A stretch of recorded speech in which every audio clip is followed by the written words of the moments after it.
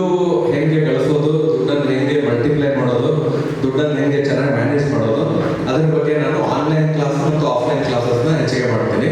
Sir ನಮ್ಮೊಂದು offline ಸೆಷನ್ಗೆ ಬಂದಿದ್ರು, so ಅವ್ರದ್ದು presence ಇತ್ತು ಅಲ್ಲಿ.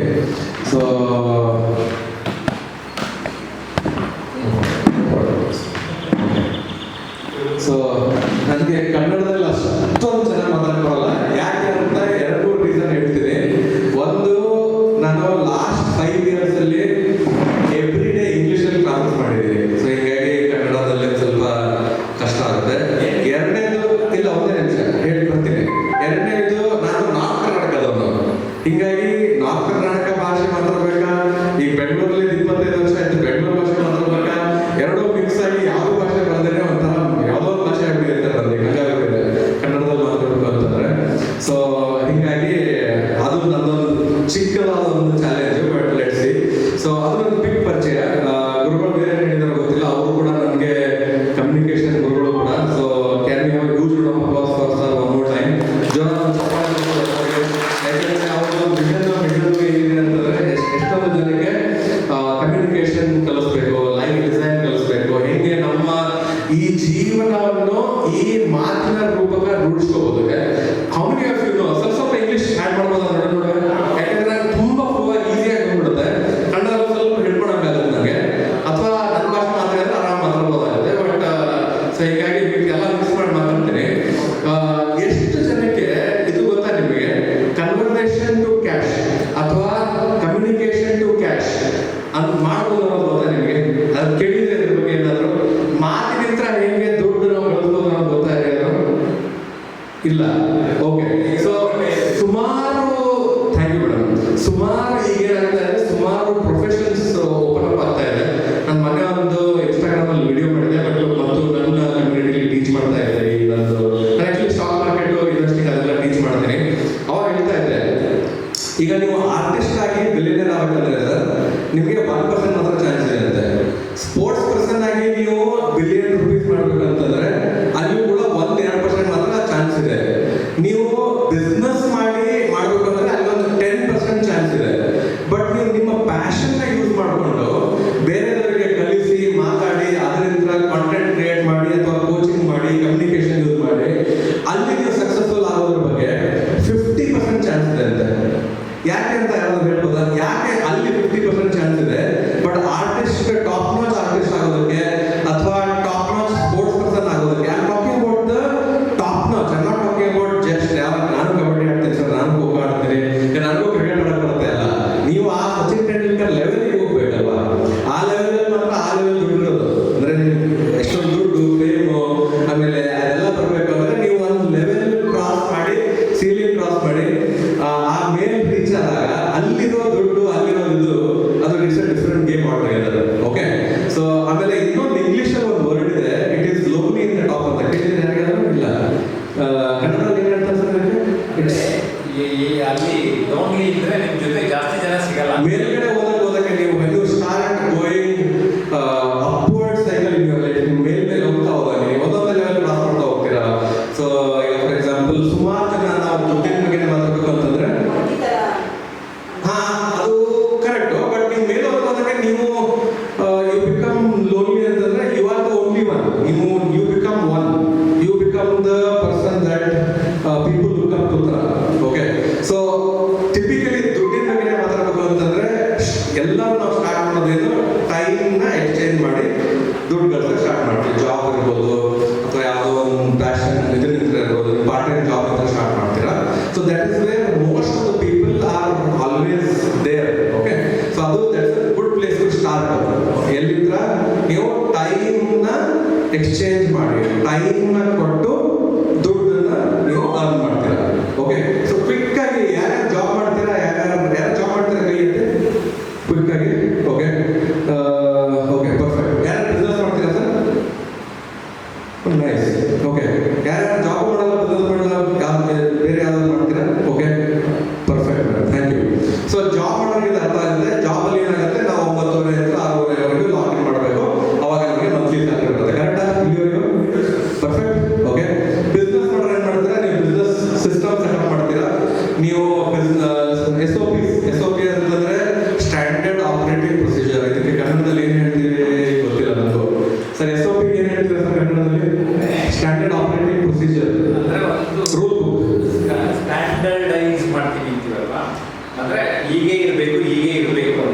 ಪ್ರೊಸೀಜರ್ಸ್, ಆಪರೇಟಿಂಗ್ ಪ್ರೊಸೀಜರ್ಸ್ ಅಂತ ಎಲ್ಲ ಒಂದು ಕಂಪ್ನಿಯವರು ಫಾಲೋ ಮಾಡ್ತಾರೆ. ಈಗ ನೀವು ಈಗ ಯಾವುದೇ ಒಂದು ಚೈನ್ ಆಫ್ ರೆಸ್ಟೋರೆಂಟ್ಸಿಗೆ ಹೋದ್ರೆ, KFC ಹೋಗಿ ಅಥವಾ ಪಿಜ್ಜಾ ಹಟ್ಟಿಗೆ ಹೋಗಿ ಅಥವಾ ಯಾವುದೋ ಒಂದು ಹೋಗಿ, ಎಲ್ಲ ಪಿಜ್ಜಾ ಹಟ್ಟಲ್ಲೂ ಸೇಮ್ ಬಾಕ್ಸ್ ಇರುತ್ತೆ, ಸೇಮ್ ಸೈಜ್ ಇರುತ್ತೆ, ಸೇಮ್ ಇದಿರುತ್ತೆ. ಅಬ್ಸರ್ವ್ ಮಾಡಿದ್ದೀರಾ? ಯಾವ ಆಲ್ಮೋಸ್ಟ್ ಟೇಸ್ಟ್ ಕೂಡ ಸೇಮ್ ಇರುತ್ತೆ.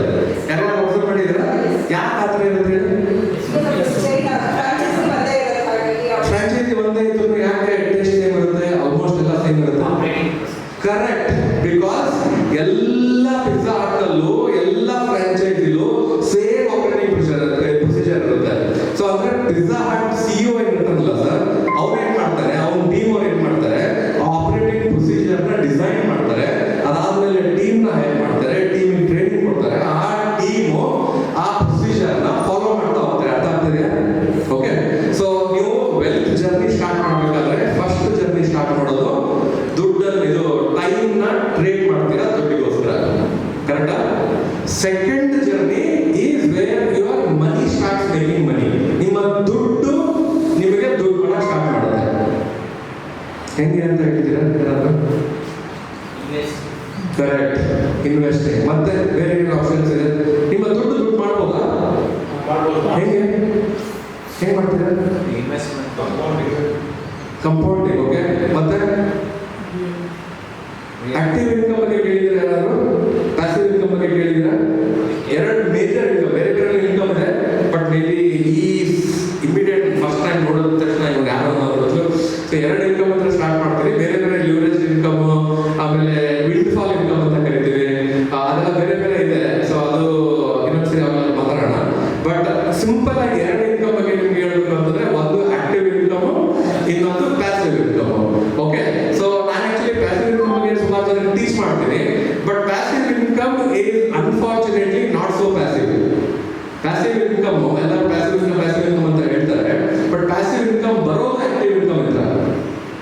ಹಲೋ, ಎಷ್ಟು ಆಗಿದೆ ಅಂತ ಗೊತ್ತಿದೆ, ಬಟ್ ಅರ್ಥ ಆಗ್ತಿದೆ. ದುಡ್ಡು ಎಲ್ಲರೂ ಯೋಚನೆ ಮಾಡ್ಕೊಳ್ತಾರೆ, ಅದಕ್ಕೋಸ್ಕರ ದುಡ್ಡಿನ ವಿಷಯ ಹೇಳ್ತಿದೆ ಸರ್. ಅದಾದ್ಮೇಲೆ ನಿಮ್ಮ ಸಬ್ಜೆಕ್ಟಿಗೆ ಬರ್ತೀನಿ. So okay. So first active income. Active income ಅಂತಂದ್ರೆ ನೀವು ಟೈಮ್ನ ಟ್ರೇಡ್ ಮಾಡಿ ದುಡ್ಡು ಮಾಡ್ತೀರಾ. ಆ ದುಡ್ಡು ಪ್ಯಾಸಿವ್ ಆಗಿ ನಿಮಗೆ ಹೆಚ್ಚಿಗೆ ದುಡ್ಡು ಮಾಡಕ್ಕೆ ಸ್ಟಾರ್ಟ್ ಮಾಡುತ್ತೆ. ಹಲೋ, ಅರ್ಥ ಆಗ್ತಿದೆಯಾ ಸರ್ ಎಲ್ಲರಿಗೂ? ಅರ್ಥ ಆಗ್ತಿದೆಯಲ್ಲ? Okay. So active income, passive income ಎರಡು ತುಂಬಾ ರಿಲೇಟೆಡ್. ಒಂಥರ ಅದು ಎರಡು ಒಂದೇ ಕಾಯಿನ್ ಎರಡು ಮುಖ ಇದ್ದಾಗ. ಓಕೆ. ಸೊ ಎಷ್ಟು ಹೆಚ್ಚಿಗೆ ಆಕ್ಟಿವ್ ಇನ್ಕಮ್ ಮಾಡ್ತೀರಾ ನೀವು, ಅಷ್ಟು ಹೆಚ್ಚಿಗೆ ಪ್ಯಾಸಿವ್ ಇನ್ಕಮ್ನ ಮಾಡೋ ಚಾನ್ಸಸ್ನ ಇನ್ಕ್ರೀಸ್ ಮಾಡ್ತಾ ಹೋಗ್ತೀರಾ. So if at all, if there is one message for all of you, ಏನಾದ್ರು ಒಂದು ಮೆಸೇಜ್ ಕೊಡಬೇಕು ಅಂತಂದ್ರೆ ನಾನು, ನಿಮ್ಮ ಆಕ್ಟಿವ್ ಇನ್ಕಮ್ ಮಾಡುವಂಥ ಕೆಪಾಸಿಟಿನ ಇನ್ಕ್ರೀಸ್ ಮಾಡ್ತಾ ಹೋಗಿ. ಅದನ್ನ ಮಾಡೋದಕ್ಕೆ ಕಮ್ಯುನಿಕೇಶನ್ ಸ್ಕಿಲ್ಸು ಮತ್ತು ಮೆಂಟರ್ ಜೊತೆ ಇರೋದು ಅಲ್ಟಿಮೇಟ್. ಅದ್ರ ಬಿಟ್ರೆ ಅದು ಐ ಥಿಂಕ್ ಅದ್ರ ಬಿಟ್ರೆ ಬೇರೆ ಯಾವುದು ಬ್ರಹ್ಮಾಸ್ತ್ರ ಅಥವಾ ಮದ್ದಿಲ್ಲ ಅದಕ್ಕೆ. ಈಗ ಗುರುಗಳಂತವ್ರ ಜೊತೆಗೆ ಏನೋ ಅದೊಂದು ಕಲಿಯೋದು ಅಥವಾ ಬೇರೆ ಲರ್ನಿಂಗ್ ಫ್ರಾಮ್ ಯುವರ್ ಮೆಂಟರ್. ಅಂದ್ರೆ ಜಯಪ್ರಕಾಶ್ ಅವ್ರ ಜೊತೆ ಒಂದು ಕಲಿತಾ ಇದ್ದೀರಾ, ಅದಾದ್ಮೇಲೆ ನೆಕ್ಸ್ಟ್ 2-3 ದಿನದಲ್ಲಿ ನೀವು ಎಲ್ಲರ ಹತ್ರ ಒಂದೊಂದು ಕಲಿತಾ ಸ್ಟಾರ್ಟ್ ಮಾಡ್ತೀರಾ. ಅದಾಗಲೇ ಅರ್ಥ ಆಗ್ತಾ ಇದೆ, ನೋಡ್ತಾ ಇದ್ದೀರಾ? ಅಂದ್ರೆ ನಿಮ್ಮಲ್ಲಿ ಏನೋ ಅಂತಿರುತ್ತೆ, ಅದು ಈ ಒಂಥರದ್ದು ಈ 3 ದಿನದ ಇವೆಂಟ್ ಅಲ್ಲಿ ನೀವು ಕಲಿಯೋಕೆ ಸ್ಟಾರ್ಟ್ ಮಾಡ್ತೀರಾ. ಓಕೆ. ಸೊ ಆಕ್ಟಿವ್ ಇನ್ಕಮ್ಗೆ ಕಮ್ಯುನಿಕೇಶನ್ ಸ್ಕಿಲ್ಸು ತುಂಬಾನೇ important. That is what I was about to tell you. So how many of you love money?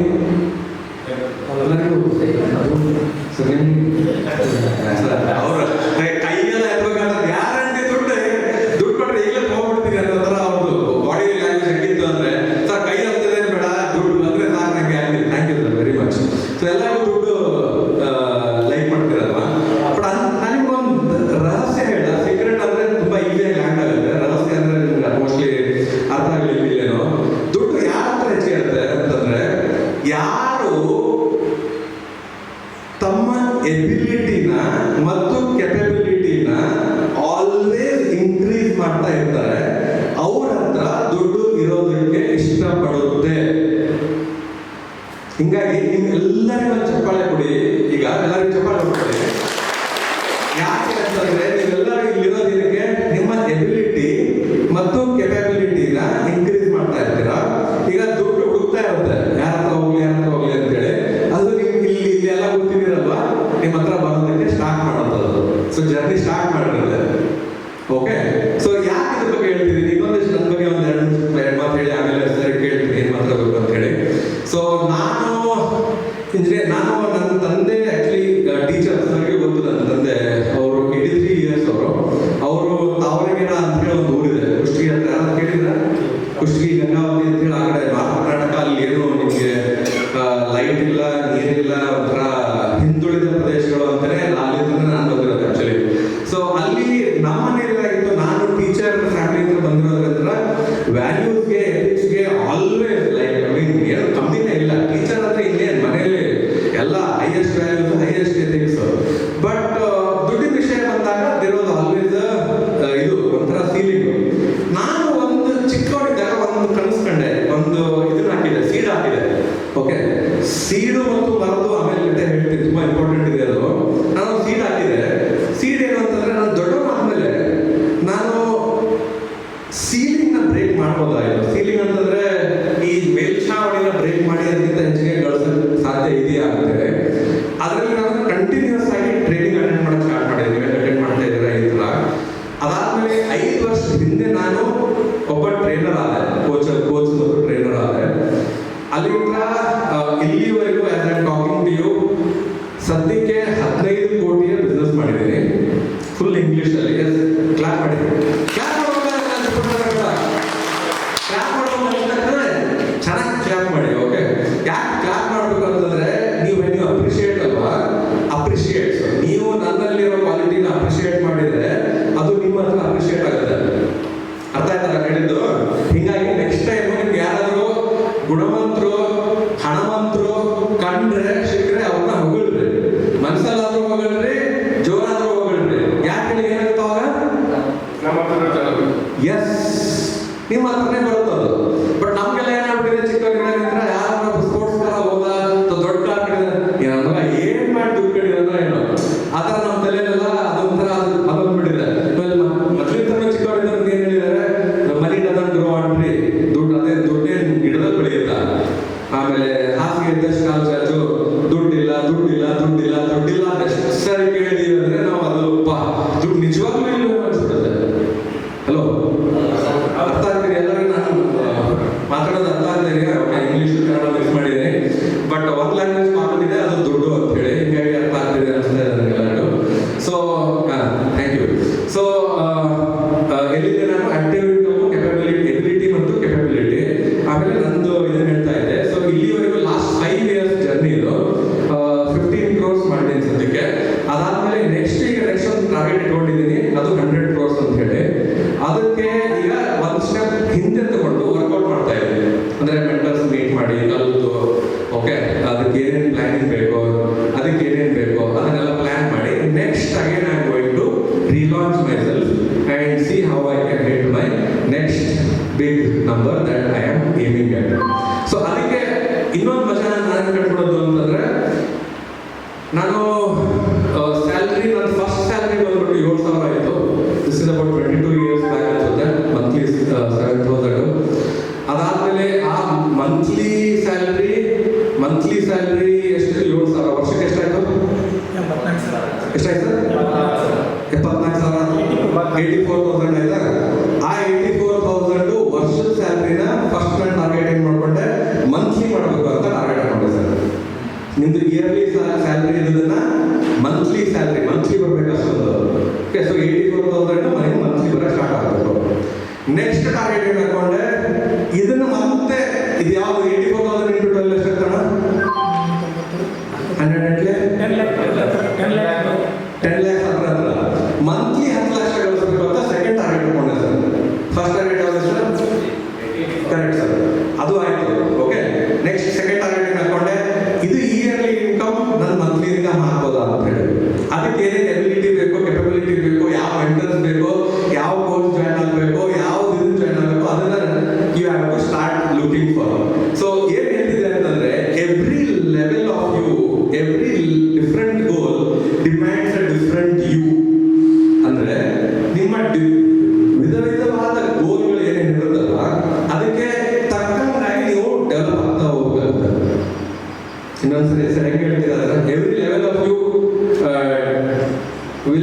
Require different view ಅನ್ನೋದನ್ನ ಹೆಂಗೆ ಹೇಳ್ತಾರೆ ಕನ್ನಡದಲ್ಲಿ?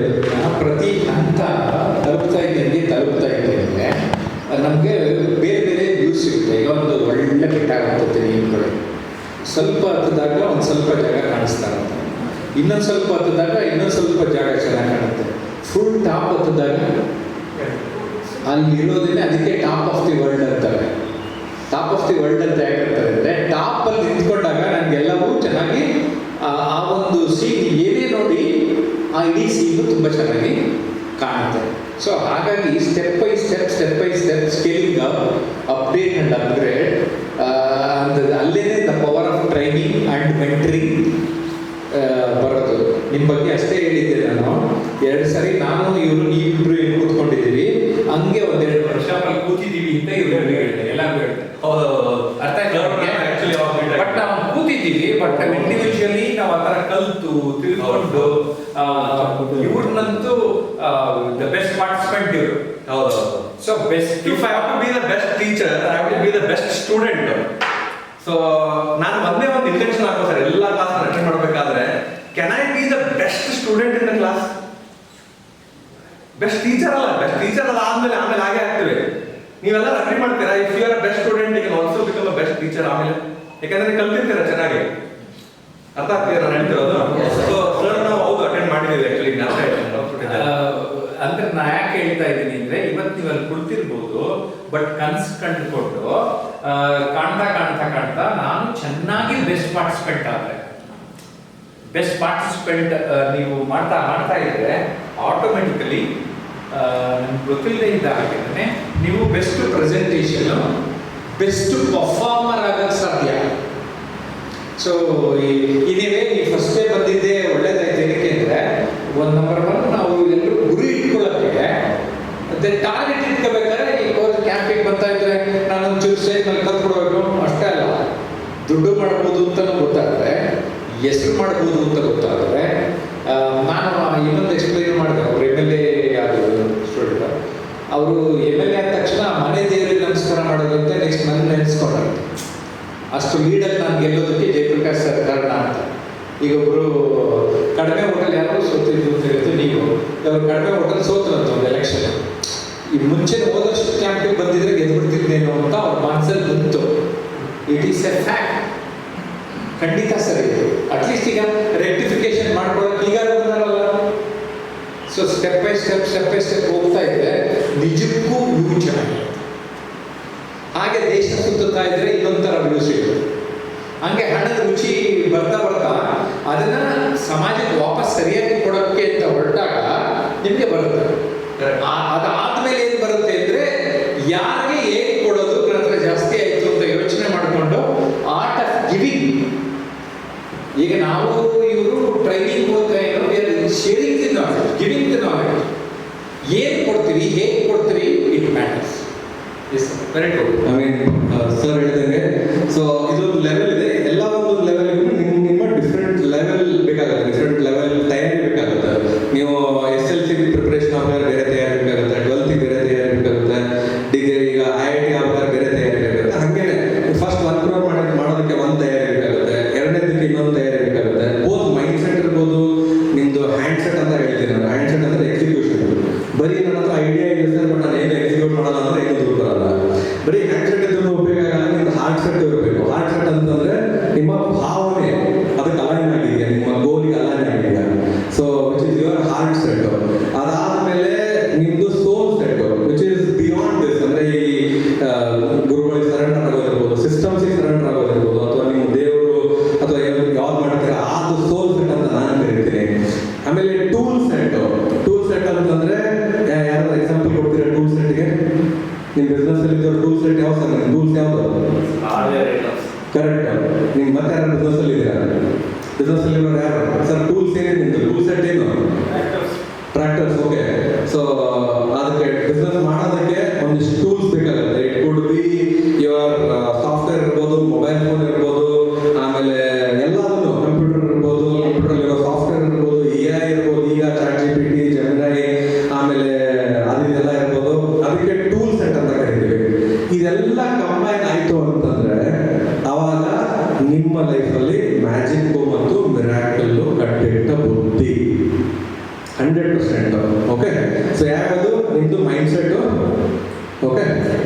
ಇಲ್ಲಿ ಯಾವ ಮಾತಿಗೆ ಹೋಗುತ್ತೆ, ಇವೆರಡು ಕಿವಿ ನಡುವೆ ಏನೇನು ಮಾತಾಡುತ್ತಲ್ವಾ, ನಿಮ್ಮ ಜೊತೆ ನೀವು ಏನು ಮಾತಾಡ್ತೀರ ಅದು ತುಂಬ important. Hand set which is your execution set. ಅದಾದ್ಮೇಲೆ ಹಾರ್ಟ್ ಸೆಟ್ ಅಂದ್ರೆ ಭಾವ ಶುದ್ಧಿ ಮತ್ತು ಭಾವನೆ. How emotionally are you involve, ನೀವು how deeply are you involve in that goal. ಈಗ ನೀವೇನೋ ಬೆಸ್ಟ್ ಸ್ಪೀಕರ್ ಆಗಬೇಕು ಅಂತೀರಾ, ಅಥವಾ ಸರ್ MLA ಆಗಬೇಕು ಅಂತಿರ್ತಾರೆ, ಅಥವಾ ಬಿಸ್ನೆಸ್ ಅಲ್ಲಿ ಇಂಪ್ರೂವ್ಮೆಂಟ್ ಆಗಬೇಕು ಅಂತಿರುತ್ತೆ, ಜಾಬ್ ಅಲ್ಲಿ ನೆಕ್ಸ್ಟ್ ಪ್ರಮೋಷನ್ ತಗೋಬೇಕು ಅಂತಿರುತ್ತೆ. ಬಟ್ ನೀವು ಎಷ್ಟು ಇನ್ವಾಲ್ವ್ ಆಗಿದ್ದೀರಾ, ಎಮೋಷನಲಿ ಅಟ್ಯಾಚ್ ಆಗಿದ್ದೀರಾ ಆ ಗೋಲ್ಗೆ, ಅದು ತುಂಬಾ ಇಂಪಾರ್ಟೆಂಟ್ ಆಗುತ್ತೆ.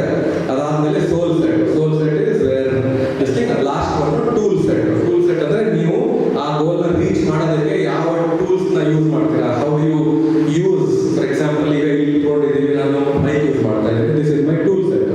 ನಾನು ಮೈಂಡ್ ಸೆಟ್ ಯೂಸ್ ಮಾಡ್ತಾ ಇದ್ದೀನಿ, ನಾನು ಈ ಮಾತಾಡಬೇಕಾದ್ರೆ I am the best speaker. I might not be, but ನಾನು ನನ್ನ ಮೇಲೆ ಏನು ಹೇಳ್ಕೊಂಡಿದ್ದೀನಿ, ಇಲ್ಲಿ ಮಾತಾಡಬೇಕಾದ್ರೆ next 15 minutes I am the best speaker on the world. ಅರ್ಥ ಆಗ್ತಿದೆಯಾ? ಅದು ಏನದು ಮೈಂಡ್ ಸೆಟ್. ಎಕ್ಸಿಕ್ಯೂಷನ್ ಅಂದ್ರೆ ಮಾತಾಡ್ತಾ ಇಲ್ಲ, ನಿಂತ್ಕೊಂಡು ಭಯ ಪಡ್ತಾ ಇಲ್ಲ, ನಾನು ಪ್ರಿಪೇರ್ ಆಗಿಲ್ಲಪ್ಪ, ನಾನು ಏನು ಹೇಳಿಲ್ಲಪ್ಪ, ನಾನು ಸರಿಗೂ ಕೇಳಿಲ್ಲ, ಏನು ಮಾತಾಡಬೇಕು, ಯಾವ ಪ್ರೋಗ್ರಾಮ್ ಅಂತ. ನನಗೆ ಡೌಟ್ ಅಲ್ಲಿ ಹೋದ್ರೆ ಡೌಟ್ ಲೂಪಲ್ಲೇ ಹೋಗ್ತಾನೆ ಇರ್ಬೋದಲ್ವ, 2 ಗಂಟೆ ಆಗುತ್ತೆ. ಯಾರು ಇದೀಗ ಆ ಥರ ಎಲ್ಲ ಒಂದಿಲ್ಲ ಒಂದ್ಸರಿ ನಾವು ಡೌಟ್ ಲೂಪಲ್ಲಿ ಹೋಗ್ತೀವಿ. ಯಪ್ಪ ಏನು ಮಾಡಿಲ್ಲ ಅದಾಗಿಲ್ಲ ಇದಾಗಿಲ್ಲ, ಸರ್ ಏನು ಕೇಳಿಲ್ಲ, ಯಾರು ಬಂದಿರ್ತಾರೋ, ಏನಾಗುತ್ತೋ, ಕನ್ನಡ ಬರಲ್ಲ, ಇಂಗ್ಲೀಷ್ ಬರಲ್ಲ, ನನ್ನ ಸಬ್ಜೆಕ್ಟೇ ಬೇರೆ, ಇದೇ ಬೇರೆ, ಏನ್ ಹೇಳ್ತಿದಾರ, ಏನು ಫ್ಯಾಮಿಲಿ ಬೇರೆ ಇದ್ದಾರೆ, ಹಾಗೆ ಹೀಗೆ. ಅದೊಂಥರ ಲೂಪಲ್ಲಿ ಹೋದ್ರೆ ನೀವು ಏನು ಮಾಡೋಕ್ಕಾಗಲ್ಲ. ಓಕೆ, ಆ ಲೂಪ್ನ ಬ್ರೇಕ್ ಮಾಡಿ then get in to this. How many of you are also feeling, ನಿಮ್ಗೆ ಗ್ಯಾರಂಟಿ ಅನಿಸ್ತಾ ಇದೆ ನನ್ನ ಹಾರ್ಟ್ ಪೋರ್ ಮಾಡ್ತಾ ಇದ್ದೀನಿ, emotionally I am with you. ಯಾರು ಅನಿಸ್ತಾ ಇದೆಯಾ? ಸೊ ನಾನು ಹಾರ್ಟ್ ಮಾತಾಡ್ತಾ ಇದ್ದೀನಲ್ವಾ, so I am not just reading from paper ಅಂತ ಯಾವುದೋ ಒಂದು ಫಾರ್ಮ್ಯಾಟ್ ಇದೆ, ಅದಿಲ್ಲ. ನನ್ನ ಹಾರ್ಟ್ ಅಂದ್ರೆ I really genuinely want to help you, ಅದು ಇಂಟೆಂಟ್. ಕರೆಕ್ಟಾ? ಓಕೆ, ಸೊ ಇದೆಲ್ಲ ಕಂಬೈನ್ ಆದಾಗ ಅವಾಗ ಮ್ಯಾಜಿಕ್ ಮತ್ತು ಮಿರಾಕಲ್ 100% ಆಗುತ್ತೆ. ಸೊ ಇದೊಂದಿಷ್ಟು ಪಾಯಿಂಟ್ಸ್ ಇಟ್ಕೊಳ್ಳಿ. Sir, thank you for inviting me. Just wanted to say hi to you and see all the participants